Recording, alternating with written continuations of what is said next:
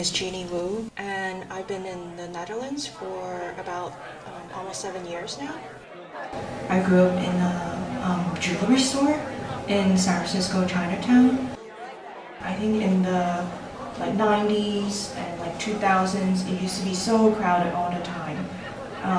And then slowly by the, later, now, or 2010, then the store got quieter and quieter.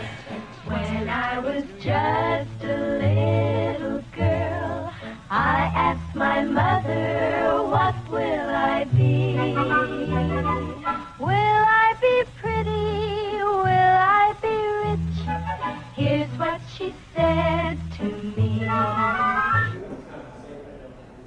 And then probably smile, like you're taking a group photo.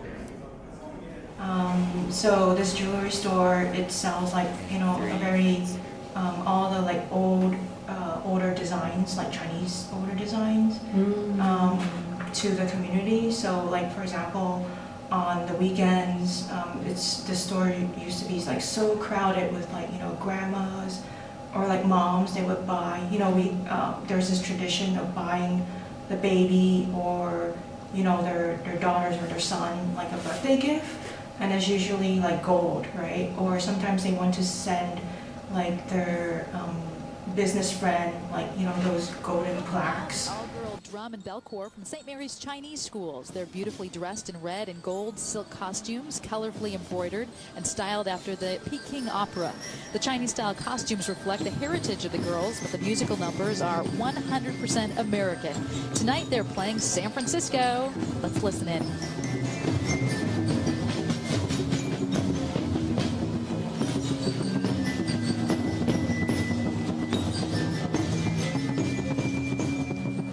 So that was that history, the experience, but the generation kind of motivates you to start your jewelry brand with those kind of Chinese character, or the product design. Yeah, because I realized there's this missing market where, our generation, the millennial generation, we do want something also personalized for us, right? But I see that they can't really go anywhere to get this type of jewelry. But then they also put sayings, for example, vote. I wanted that for Asian people, for Asian characters, for them to say something. If they want to say something, if they want to express not only their names, but actually I wanted those custom characters to say a sentence, to say a phrase, or I love you in Chinese, or I love food. You don't see that anywhere.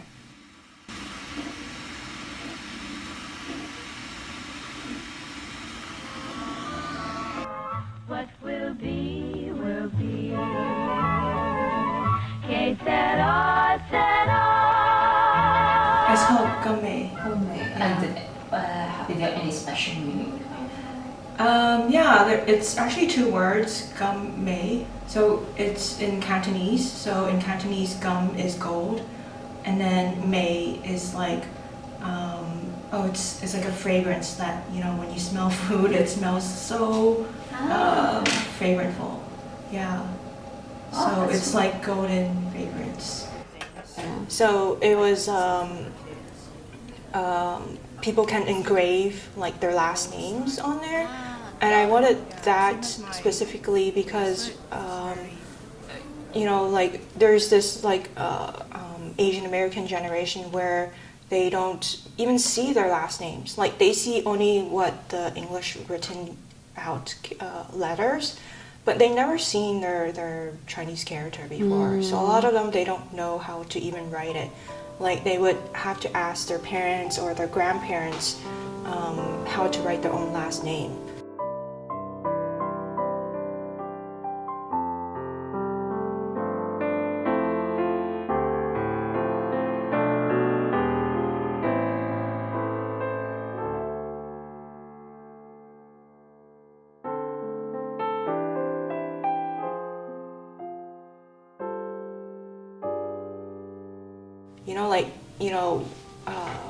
One of my friends, she ordered one necklace, and she was saying you know, like her name, her Chinese character, you know, she never seen it on her documents, like any ID, any government documents. She only seen the English characters, right? But you know, the character itself, the Chinese character itself, is also her identity. It also represents her. I think we all grew up in this like survival mentality where we are not accepted to be who we are. We cannot say, you know, we cannot, for example, teach people our Chinese name. No one's going to be able to say our Chinese name, or like we won't have respect, or, you know, there's a lot of like racism that exists. They charged verbal assault on an Asian family that was caught on camera. Since the COVID crisis began, many Asian Americans have been targeted by molten iron against a wall to create these effects. The pandemic, though, has again put a damper on most festivities. And in this country, what should be a celebratory time coincides with a disturbing surge of racist attacks against Asian Americans. Stop Asian hate! Stop Asian hate! Stop Asian hate! Stop Asian hate! Stop Asian hate!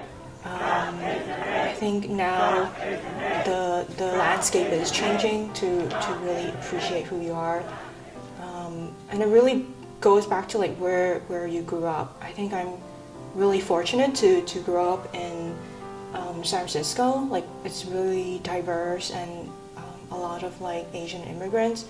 But I think if you grew up in like the middle states, like Texas or Ohio, I think it's so challenging for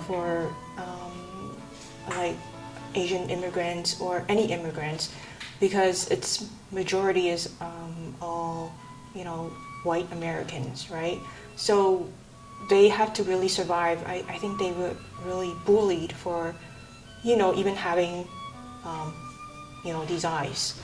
Like, so they really had to get rid of everything of who they are. They cannot eat any Asian food. They cannot like speak any, you know, of the languages. They had to really defend that they are, you know, really American. Yeah.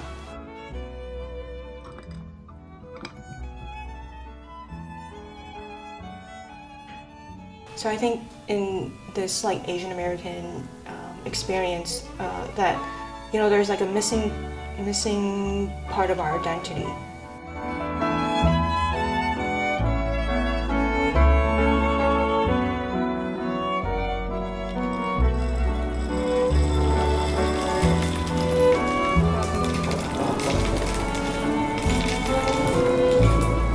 You know, there's this hole that we need to fulfill, and all of us are going back to, you know, appreciating our culture, understanding our culture, understanding our history, and then accepting that it's a part of who we are at the same time.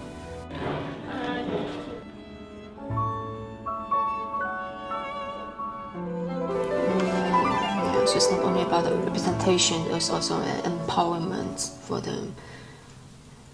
Yeah, to encourage people to share their story, because like you don't really hear a lot of like immigrant stories out there, you know, like in history and in American history. What do you learn? You don't even learn about Asian American history. They're doing a terrific job out here for us tonight. You know, the history of the Corps goes back to the late 1930s, at a time when activities for girls were limited. It was then that a dedicated group of Chinese girls hovered over an old record player, listening to the rhythm of the drummer's taps and rolls. Now Then how do you feel about yourself being capable of speaking Chinese? I think I feel quite fortunate to have my parents and my family really, you know, be proud of their Chinese tradition and their Chinese culture. Because like I really grew up in celebrating, you know, all the little festivities within like Chinese traditions. So I think I am quite proud to really soak that all up in. But at the same time, I don't really, you know, I'm not sad that other people don't know Chinese.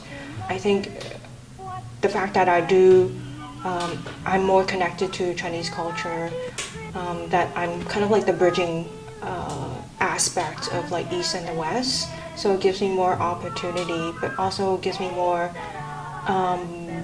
communication opportunities to talk within, you know, Eastern and Western friends and companies to bring them together, to, you know, have this like common ground. Yeah, I think that's what I also do in everything I do in my work, is to bring cultures together.